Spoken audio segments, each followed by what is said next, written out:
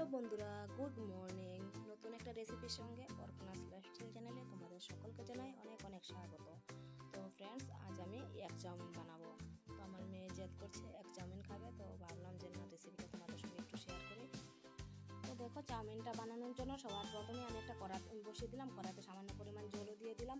তো যখন দেখলাম জলটা একটু ফুটে উঠলো, এতে দিয়ে দিলাম সামান্য পরিমাণ নুন আর সামান্য পরিমাণ তেল। তারপর দিয়ে দিলাম আমি চাউমিনগুলো। তো চাউমিনগুলোকে এখন একটু সেদ্ধ করে নেব। 1-2 মিনিটের জন্য সেদ্ধ করব, বেশিক্ষণ সেদ্ধ করব না। বেশিক্ষণ সেদ্ধ করলে চাউমিনটা গলে যাবে, সেই জন্য সামান্য একটু সেদ্ধ করবো। তো দেখো, আমি তোমাদের দেখিয়ে দিচ্ছি আমি ঠিক কতটুকু পরিমাণে চাউমিনটাকে সেদ্ধ করলাম। বেশিক্ষণ নয়, 1-2 মিনিটের মতো চাউমিনটাকে সেদ্ধ করলাম। তো দেখো, চাউমিনটা যেরকম ছিল সেরকমই আছে, একটু মাঝখান থেকে ফেটে যায়নি। তো চাউমিনটা কী হবে, বেশিক্ষণ সেদ্ধ করলে কড়াতে লেগে যাবে, একদম গলে যাবে। সেই জন্য আমি সামান্য একটু পরিমাণ সেদ্ধ করলাম। তখন কী করবো, এটাকে ভালো করে ঝেড়ে ঠান্ডা জল দিয়ে 4-5 বার করে ওয়াশ করে নেব। ওয়াশ করার পর তারপর আমি চাউমিনটাকে রান্না করছি। তো কাছে দূরে যে যেখান থেকে আমার এই ভিডিওটা দেখছো, তোমাদের যদি আমার এই ভিডিওটা একটুও ভালো লেগে থাকে তাহলে অবশ্যই আমার চ্যানেলটাকে সাবস্ক্রাইব করে আমার পাশে থাকার অনুরোধ রইল। আর যারা যারা আছো আমার চ্যানেলে পুরনো বন্ধু, তোমাদের জন্য রইল অনেক অনেক ভালোবাসা। তো দেখো, এখন আমি চাউমিনটাকে রান্না করার জন্য সবার প্রথমে গ্যাসের মধ্যে আমি একটা কড়াই বসিয়ে দিলাম। তারপর যখন দেখলাম কড়াইটা সামান্য পরিমাণ গরম হয়ে আসলো, তো এতে দিয়ে দিলাম কিছুটা পরিমাণ তেল। তো তারপর দিয়ে দেবো এতে কিছুটা পেঁয়াজ কুচি।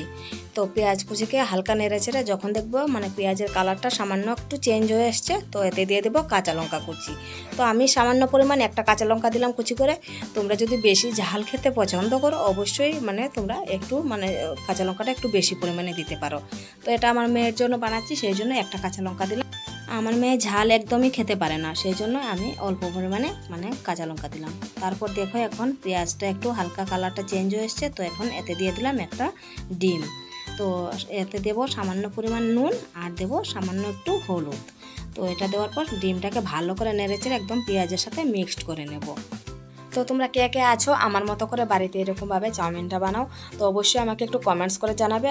আর কে কে কীরকমভাবে বানাও, যদি অন্যরকমভাবেও বানিয়ে থাকো তাহলে অবশ্যই আমাকে একটু কমেন্টসে জানাবে যে তোমরা কে কীভাবে বাড়িতে চাউমিনটা বানাও। তো দেখো, আমি এখন ডিমগুলো যখন দেখলাম যে একটু ফ্রাই হয়ে এসছে, তো তারপর দিয়ে দিলাম এতে যে সেদ্ধ করে রেখেছিলাম চাউমিনগুলো, এগুলো দিয়ে দিলাম। তো এটাকে হালকা নেড়েছে, তারপর এতে দিয়ে দেবো সামান্য পরিমাণ নুন আর 1 প্যাকেট চাউমিন মশলা।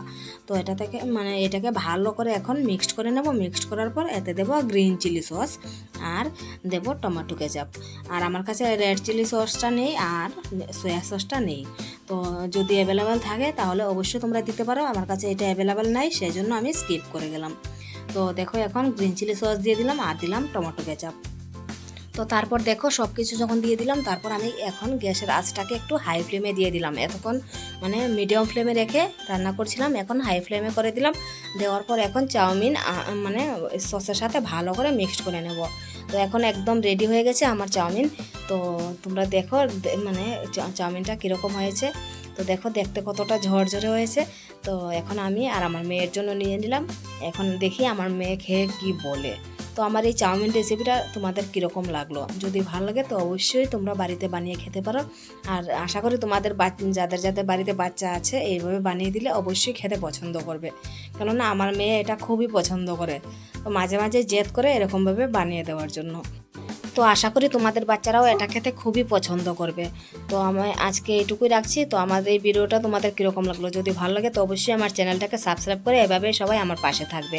তো দেখা হবে নতুন দিনে নতুন কোনো ভিডিওর সাথে। তো তখন তোমরা ভালো থেকো।